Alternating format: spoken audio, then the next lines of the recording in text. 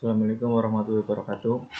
Perkenalkan, nama saya Darus Alam, NIM 18041084 kelas 5I. Di sini saya akan mempresentasikan robot dan otomatisasi.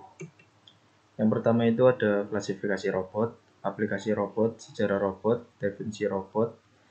definisi terminologi, sistem controller dan mekanik robot, sensor, aktuator, mobil robot, manipulator robot.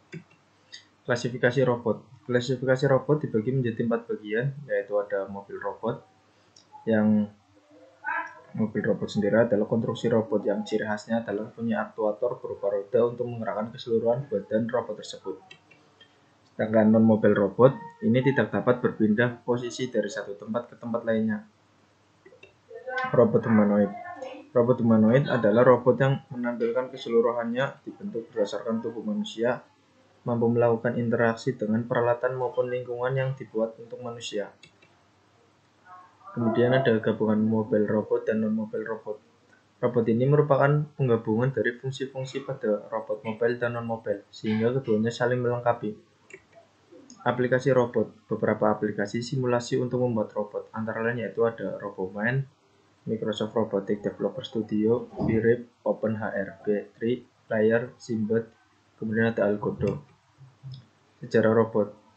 Penemuan mainan ini dan peralatan otomatis yang kemudian menginspirasi robot dalam bentuk gambar, cerita, dan film menjadi awal dimulainya perkembangannya. Istilah robot pertama kali dipakai tahun 1920 oleh penulis Karl Čapek.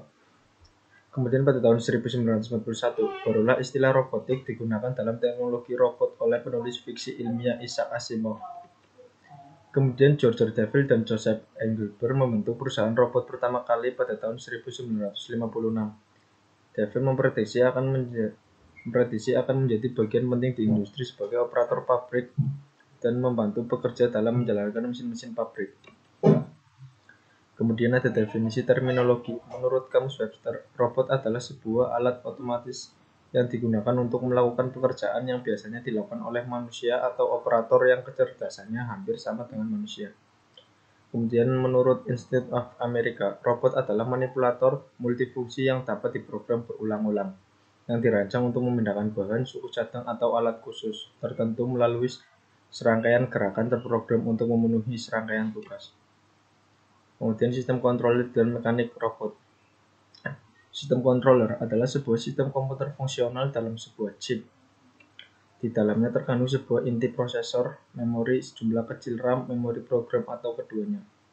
Kemudian mekanik robot. Struktur robot sebagian besar dibangun berdasarkan konstruksi mekanik robot yang mempunyai kemampuan navigasi dan manipulasi secara relatif. Kemudian ada sensor dan aktuator. Sensor sendiri adalah perangkat yang digunakan untuk mendeteksi perubahan besar fisik seperti tekanan, gaya, besaran listrik, gerakan, kelembaban, suhu, kecepatan, dan fenomena-fenomena lingkungan lainnya. Aktuator sendiri adalah komponen mekanik yang digunakan untuk menghasilkan gerakan pada robot. Sumber gerakan mekanik utama pada robot untuk menggerakkan bagian-bagian tubuh dari robot berupa motor.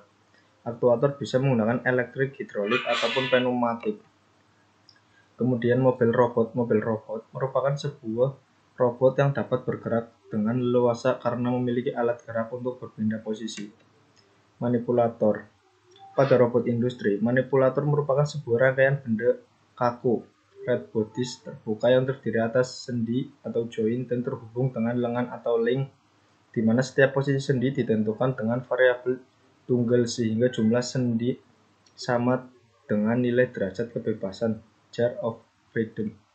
Terima kasih. Sekian presentasi dari saya. Wassalamualaikum warahmatullahi wabarakatuh. Kontrol tuh.